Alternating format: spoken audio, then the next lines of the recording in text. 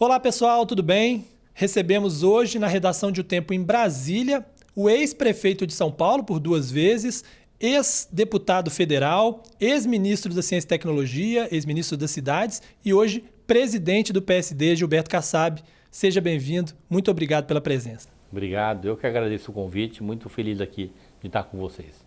Também participa dessa entrevista Luciene Landim, que é nossa repórter no Congresso Nacional. E eu acho que a gente não pode deixar de começar perguntando sobre o projeto presidencial do PSD, né? O PSD ontem filiou o presidente do Senado e do Congresso, Rodrigo Pacheco, que é colocado, o senhor já disse isso várias vezes, como candidato à presidência da República. Como é esse projeto do PSD? O que esperar desse projeto para o Rodrigo Pacheco? O PSD é um jovem partido. Fez 10 anos nesse ano, está fazendo 10 anos. Porém, 10 anos já foi o suficiente para que nós nos organizássemos em todo o país, com bons quadros, com lideranças importantes, algumas um pouco mais experientes, outras com esse sentimento de renovação que os brasileiros tanto aspiram, e amadureceu a ideia do partido lançar uma candidatura a presidente da República. É uma decisão partidária, nós vamos lançar um candidato a presidente.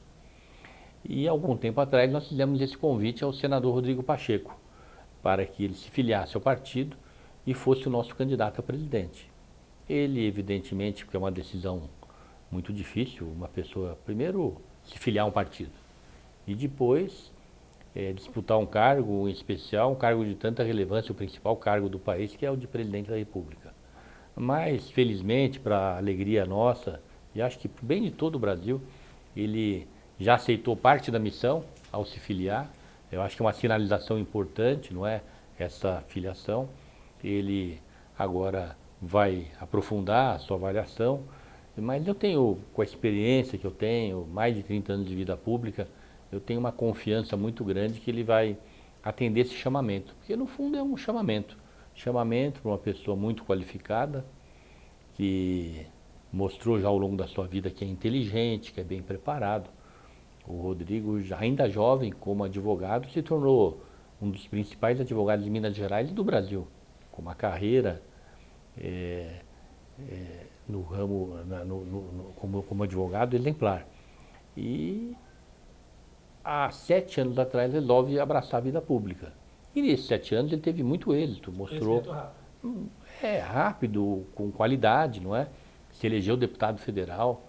Eu fui deputado federal 2 vezes, eu sei que é uma eleição muito difícil, a pessoa precisa ter vocação para se relacionar, se comunicar com o eleitor, não é? Para apresentar propostas.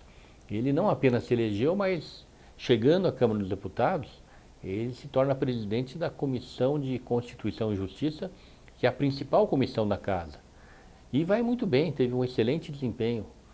Tal foi de qualidade o seu desempenho, que ele acabou entendendo estar habilitado para disputar o Senado por Minas Gerais e se elege, um cargo majoritário, um dos cargos mais difíceis do país, senador por Minas Gerais. Não apenas se elegeu, como foi o mais votado do Estado. E chegando no Senado, ele se torna presidente do Senado, portanto, chefe de poder, presidente do Congresso Nacional. Todas essas transformações, não é? Esses 7 anos de muita intensidade na sua vida pública, o credencia para, inquestionavelmente, ser um bom candidato. Não é? Ele tem o que apresentar já. Ele mostrou que é da política, ele é conciliador, ele é bem preparado, ele sabe compreender os problemas do país, rapidamente consegue constituir equipe para apresentar soluções. Portanto, eu, e não apenas eu, os principais líderes do partido entendiam e cada vez entendem mais que ele tem tudo para ser um excelente candidato, para vencer as eleições e, caso isso aconteça, será um bom presidente da República.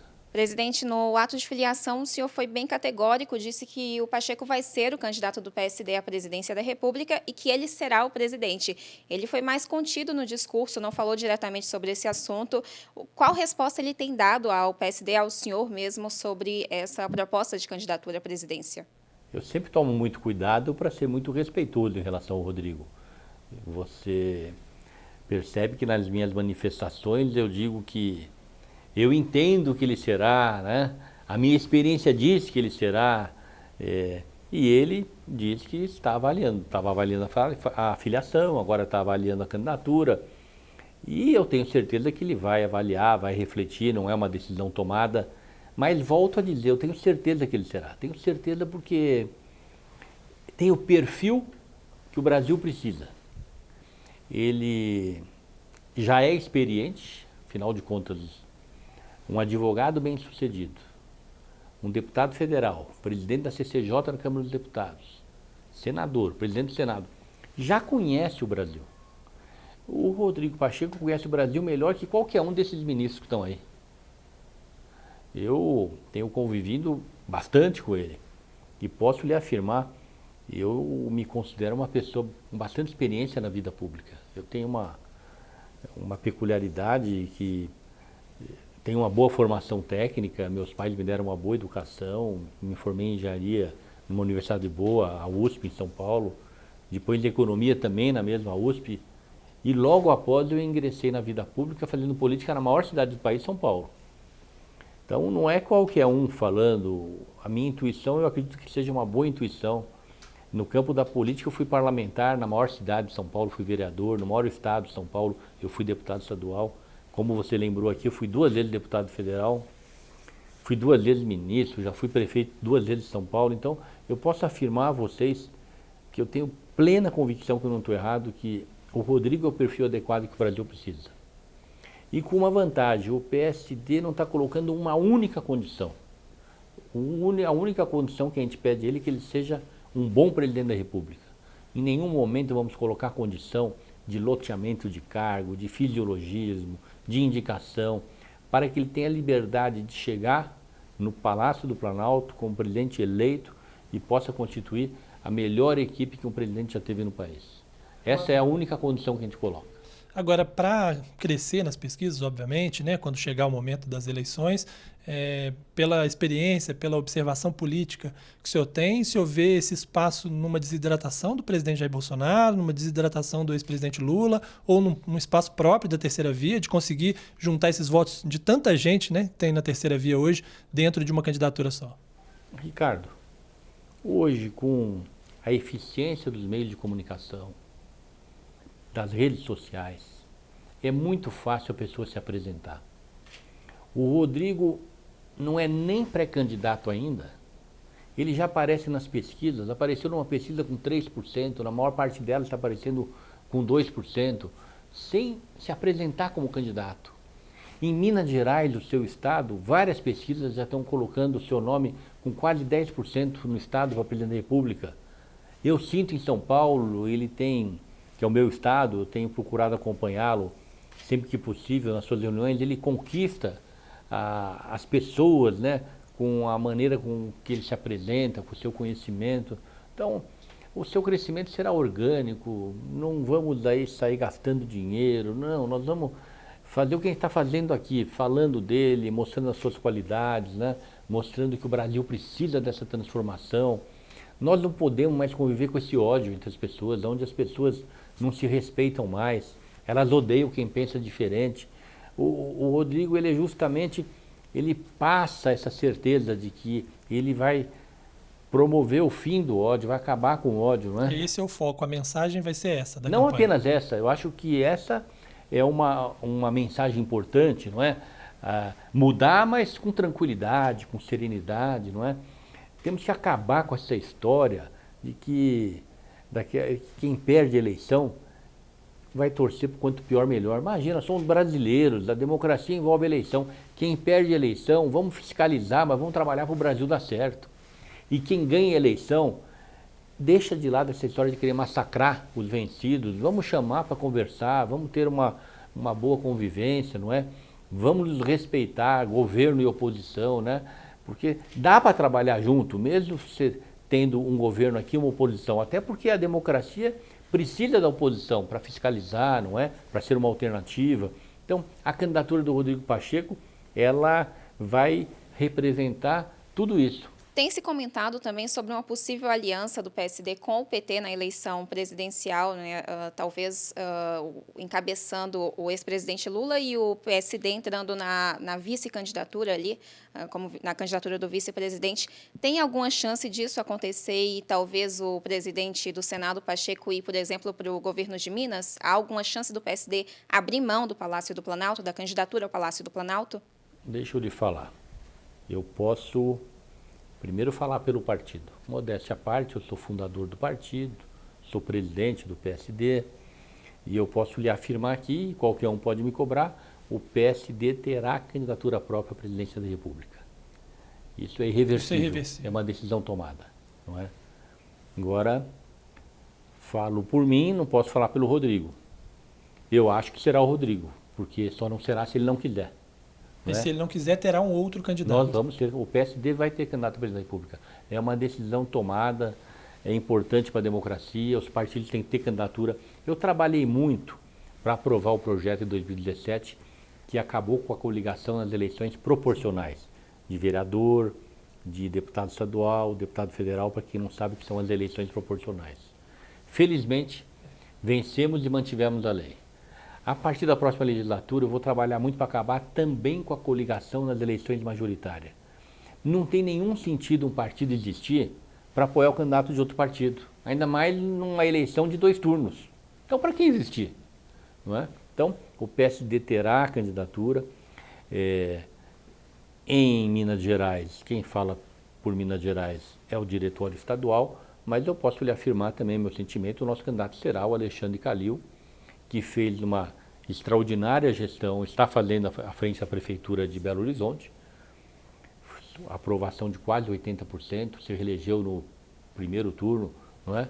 E tem todas as condições para se apresentar como um bom candidato, porque um bom prefeito de Belo Horizonte, ele está sendo um bom prefeito, com certeza será um bom governador. Ele não começou a campanha ainda, todos sabem, mas no momento que começar, que se definir mesmo publicamente como candidato, ele terá todas as condições de mostrar por que é importante para Minas Gerais tê-lo como governador. O senhor disse que o Pacheco só não vai ser o candidato do PSD se ele não quiser. Caso ele não queira, o partido tem um plano B para o Palácio do Planalto? O plano A, B e C do partido é Rodrigo Pacheco.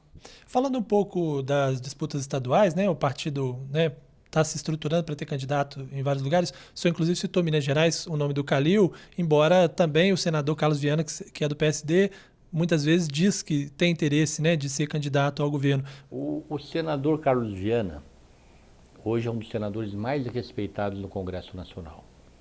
Em pouco tempo ele conquistou a todos, por sua cultura, sua seriedade, sua transparência. Ele tem a legítima aspiração de postular uma candidatura a governador, assim como o Alexandre Calil. Eu tenho plena convicção de que haverá um entendimento maior em Minas Gerais, envolvendo Rodrigo Pacheco, Carlos Viana, Anastasia, Alexandre Silveira, Alexandre Calil, que vai levar rumo a Minas Gerais a ter um projeto com muita unidade, não é? Para o bem de Minas Gerais e para o bem do Brasil. Uma situação que está muito, parece ainda não está muito clara, é a situação de São Paulo, né? O PSD fala do apoio ao Geraldo Alckmin, independente dele ir para o PSD ou para o União Brasil, já estão falando que ele pode ir para o União Brasil. Mas a gente vê muitas discussões lá a respeito das conversas do Alckmin com o próprio Márcio França, que quer ser candidato, com o próprio Datena, o próprio PDT do Ciro, né? Que você tem uma boa relação. Como é que está essa discussão em São Paulo, essa estruturação de uma candidatura do Alckmin em São Paulo? É esse o caminho mesmo do PSD e com quem se conversa nesse sentido? O caminho do PSD em São Paulo é apoiar o Geraldo Alckmin. Ele é um quadro da vida pública dos melhores, muito bem preparado. O Geraldo, na sua vida pública, só fez coisa boa, pessoa admirada e respeitada por todos. O PSD o convidou para se filiar. Nós temos uma esperança e um sentimento muito positivo em relação à vinda dele. A decisão será dele, evidentemente. Então, vamos aguardar e será o nosso candidato. O Datena tem o nosso compromisso, que se ele quiser ser candidato a senador, ele terá legenda no partido, portanto, o compromisso. Temos também um querido amigo, Paulo Scaff, que está examinando essa possibilidade, não é? Também muito qualificado, ambos preparadíssimos para ser candidato a senador e para representar São Paulo no Senado. Portanto, nós vamos aguardar um pouco, não é? E para as definições que devem estar para acontecer, mas a gente caminha assim para ter esses quadros juntos, não é? Numa eleição no estado de São Paulo e em harmonia com o Rodrigo Pacheco, candidato a presidente da República. E no Rio de Janeiro, tem o presidente da OAB, o Felipe Santa Cruz, e também o atual prefeito Eduardo Paes. Como vai ficar essa questão no Rio de Janeiro nas eleições do ano que vem? A condução do processo sucessório no Rio de Janeiro estará aos cuidados, sob a responsabilidade do diretório local presidido pelo prefeito Eduardo Paes. Ele tem manifestado a vontade de que o partido lance o Felipe Santa Cruz, presidente da OAB Nacional, uma pessoa muito respeitada, como candidato a governador. E eu percebi num evento com uma dimensão muito grande que aconteceu nos últimos dias do Rio de Janeiro, sob o comando de Eduardo Paes, com lideranças do estado inteiro, muito peso político, uma sinergia muito grande do Felipe Santa Cruz com o eleitor carioca. Eu percebo uma vontade do eleitor carioca muito, mas muito forte de mudar as coisas lá.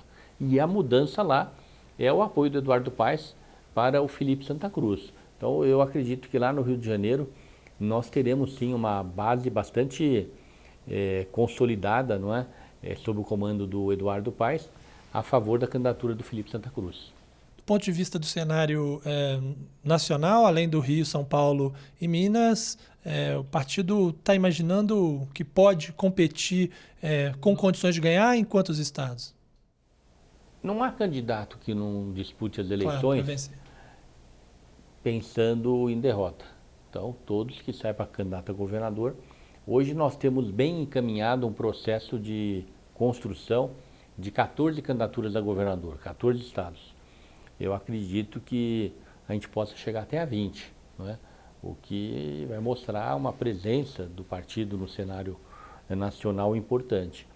Enquanto os outros partidos ficam discutindo dinheiro, tempo de televisão, nós estamos mostrando para o Brasil que está preocupado em ter bons quadros e boas propostas, porque as campanhas hoje são muito mais baratas e o tempo de televisão continua sendo muito importante, mas as redes sociais têm um custo muito baixo, elas têm uma importância igual hoje. Agora, voltando um pouco para essa questão do cenário nacional, o senhor já descolou ali do governo do presidente Jair Bolsonaro, já... Posso corrigir? Descolou não, nunca colamos. Nunca colou, então, mas o partido dentro do Congresso Nacional, os parlamentares são bem alinhados às ideias do governo federal, né? Não, também... Uma boa parcela. Uma boa também parcela. Não, também qual é a nossa história com esse governo? O PSD apoiou, nas eleições de 2018, a candidatura do Geraldo Alckmin. Apoiamos e fizemos campanha. No segundo turno, o Geraldo Alckmin não foi. Ele não foi para o segundo turno. Então, no segundo turno, o partido liberou. Cada militante, cada afiliado, cada parlamentar, ex-parlamentar, dirigente, votou de acordo com as suas convicções. Eleito o presidente Bolsonaro, o partido se declarou independente e é independente até hoje. Como o partido é independente, o parlamentar ele pode estar mais próximo ou mais distante. O partido é independente. Não vamos colocar uma camisa de força. O que tem acontecido com os nossos parlamentares, seja os deputados federais, seja os senadores, é que nos projetos que eles acreditam que seja bom para o Brasil, eles estão votando. E eu acho que eles estão corretos. A gente não pode fazer como fazem alguns partidos, torcer e trabalhar para o quanto pior, melhor. Se a gente acredita que é um projeto bom, se eles acreditam, eles votam a favor. Se eles entendem que não é bom, votam contra. E fazendo uma avaliação geral sobre o governo hoje, né? Eu sei que o PSD teve um momento até de maior tensão ali com a discussão do impeachment quando houve o evento aqui do 7 de setembro. De lá para cá o presidente deu uma diminuída no tom, né? Fez aquela carta e tudo. Como é que o senhor avalia hoje a situação do governo federal do ponto de vista das chances efetivas que o presidente Jair Bolsonaro pode, a partir desse governo, ter nas eleições de 2022? Vamos ser claros, é um mau governo. Primeiro, o problema do planeta ao longo dos últimos anos foi essa pandemia. E o presidente não teve uma postura adequada. É o líder maior do país, não é? Quem deveria nos conduzir, dando sinalizações erradas, equivocadas, incentivando aglomerações, recusando vacina, uma postura negacionista. No início dessa pandemia, a Pfizer, que reconhecidamente é a melhor vacina, a empresa ofereceu 100 milhões de doses para que o Brasil pudesse aqui ser um importante avalizador da vacina. O governo recusou. Quantas pessoas morreram nessas 600 mil que não teriam morrido se tivesse tomado essas 100 milhões de doses?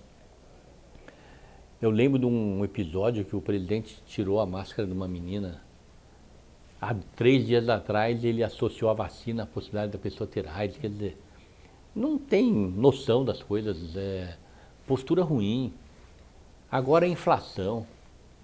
A inflação média brasileira é 10% hoje. Mas é média, porque a inflação da alimentação é quase 25%. Os combustíveis muito maior. E a grande parte da população, que está na classe C, D e E, ela tem então uma inflação, porque o seu poder aquisitivo, né, ele é todo concentrado na alimentação e no combustível, basicamente. Então a carne, o arroz, o feijão, o combustível, está com uma inflação de 23%. O que significa isso? Que a pessoa em janeiro ganhava R$1.000, ela em dezembro vai estar ganhando o equivalente a R$750. Então, o que ela comprava em janeiro, ela vai comprar 25% a menos em dezembro. Então, não tem como eu avaliar de uma maneira positiva esse governo. É importante ser apresentada uma alternativa. Mas o senhor entende isso como uma solução que se dá na eleição? O senhor não é a favor hoje de um processo de impeachment ou nada do tipo? No dia 7 de setembro, as manifestações dele levavam ao impeachment. Eu mesmo publicamente defendi a abertura de um processo, porque ele disse que iria enfrentar o judiciário, não ia atender às suas decisões, não é? No momento em que ele se desculpou e disse que isso não ia acontecer, perdeu a razão. Eu acho que ele teve um desgaste muito grande, porque mostrou uma instabilidade muito grande. Mas eu não vejo... O voto é algo muito sério. Nós temos que conviver com o processo de impeachment, é importante que exista na democracia essa alternativa, mas tem que ser adotado mesmo numa situação necessária que se justifique. Nós não podemos banalizar o impeachment, senão você está desvalorizando o voto. E o trabalho da CPI da Covid, que encerrou no Senado, citou vários crimes atribuídos ao presidente Jair Bolsonaro, que agora vão ser considerados, avaliados pela Procuradoria-Geral da República. O que o senhor avaliou desses crimes apontados pelo Renan Calheiros no relatório da CPI da Covid ao presidente Jair Bolsonaro? Eu vejo muita tristeza, sinceramente. É muito triste, não é? Esse indiciamento, as acusações, agora o encaminhamento será feito, né, para que possa ser deflagrado um processo, mas eu vejo com muita tristeza. Essa CPI nos revelou coisas inimagináveis, não é? Corrupção na compra de vacina, né? Corrupção no Ministério da Saúde. Não imaginava que a atuação, vamos ficar só no campo da pandemia, do governo não tivesse sido tão desastrada. Agora, o senhor falou da questão inflacionária, da dificuldade do poder de compra das pessoas que vai se enfraquecendo com a inflação em alta. A gente tem vivido hoje um debate muito grande acerca do Auxílio Brasil, de como financiar esse Auxílio Brasil, e aí esse debate sobre fura o teto ou não fura o teto. Como é que o senhor está vendo esse debate hoje, essa solução que até agora o governo está tentando apresentar por meio da PEC dos precatórios, né, e mudando aí o reajuste, vamos dizer assim, do teto? Bom, vamos começar pelo final. Eu defendo o Auxílio Brasil. Ele é fundamental para atender a necessidade dos brasileiros, em especial os menos favorecidos. Ponto. Questão resolvida. Agora, eu também defendo a responsabilidade fiscal.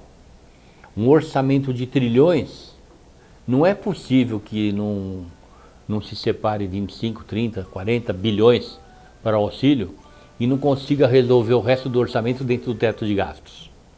É inadmissível, é algo impensável. Então, eu defendo esse auxílio, vou continuar defendendo, como sempre defendi o Bolsa Família, vou continuar defendendo, mas eu estou entre aqueles que defendem a responsabilidade fiscal. Me estranha muito o Ministério da Economia, nessa altura, está se esquecendo da importância que tem para qualquer país a responsabilidade fiscal. Não há investidor que acredite em um país que não tenha responsabilidade fiscal. E quando o investidor, seja o brasileiro, seja o de fora, passam a acreditar no país, aí você começa a ter um desemprego maior, que já é muito alto, não é? Porque se eles não acreditam, eles vão para outro país. Se não investem, não tem novas empresas, geração de empregos, aí é o caos. E, infelizmente, essa postura do governo, que beira a irresponsabilidade no campo fiscal, ela vai atrapalhar muito o nosso futuro. O senhor falou sobre inflação, sobre teto dos gastos, Auxílio Brasil. O senhor é economista. Como que o senhor avalia que a condução da equipe econômica do governo federal, em geral, vai impactar nas urnas na eleição do ano que vem? Já está impactando, né? A avaliação do governo é ruim, não é? O presidente vai ter uma dificuldade muito grande na sua reeleição, porque a prioridade nas discussões será no campo da economia.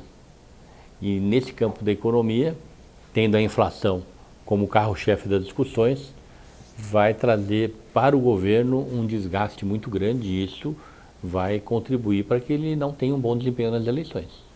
No fim das contas, o senhor considera que esse tema, o tema da economia, da inflação, é o grande tema das eleições? Você acha que a pandemia ainda vai ter voltado até, né, vai estar resistindo o debate sobre a pandemia até as eleições? Ou essa discussão sobre o Brasil estar unido ou não estar? Qual que você acha que é o principal tema que vai ser tratado nas eleições de 2022? Essa pandemia mostrou com muita clareza o quanto é importante a gente ter um ensino público de qualidade. O quanto é injusta a situação no Brasil, comparando-se aqueles que têm poder aquisitivo com aqueles que não têm. O quanto foi flagrante essa diferença, acompanhando as pessoas das escolas particulares, que tinham na sua casa muito mais instrumentos de continuar tendo acesso à educação, com aquelas que estavam no ensino público, que não tinham os mesmos instrumentos, não é? O quanto ficou clara essa defasagem nesse período que nós precisamos corrigir. Eu fui prefeito de São Paulo durante 2 mandatos e dei prioridade absoluta na minha gestão à educação. Então nós temos que cobrar de todos os candidatos a presidente que deixam com muita clareza essa prioridade. Eu espero que o Rodrigo Pacheco também deixe. Tenho certeza que deixará. Essa pandemia também deixou clara a importância do SUS. Se não fosse o SUS, com os seus problemas, nós não teríamos os resultados que a gente vem tendo agora no campo da vacinação, do tratamento das pessoas. Então nós temos que melhorar, investir mais no SUS. O SUS, ele tirou a dúvida de qualquer brasileiro que questionava a sua existência. Hoje passou a ser uma unanimidade no país. Então vamos deixando de lado saúde e educação, que deve ser a absoluta prioridade de qualquer governo, fica claro que a economia, ela terá um papel fundamental nas discussões, nos debates, porque hoje, no dia a dia dos brasileiros, a inflação é o principal problema. As pessoas, muitas delas, em especial as mais pobres, não comem mais carne, têm dificuldade de comprar arroz, comprar feijão no mesmo volume que compravam, têm dificuldade de abastecer o carro, seja para trabalhar, seja para passear no fim de semana. Isso tudo vai ter um peso grande e o governo não está conseguindo dar respostas. Muito pelo contrário, a situação se agrava a cada dia, a cada semana, a cada mês. Portanto, deixando claro que a prioridade precisa ser saúde e educação, a principal discussão vai ser no campo da economia, principalmente na inflação e a ineficiência desse governo para resolver esses problemas. Presidente nacional do PSD, Gilberto Kassab, eu agradeço muito pela presença, pela entrevista, né, pela oportunidade do debate. Muito obrigado. Eu que agradeço e desejo muita sorte a vocês. Agradeço também a Luciene, agradeço a você que está acompanhando com a gente. Um abraço para vocês e até mais.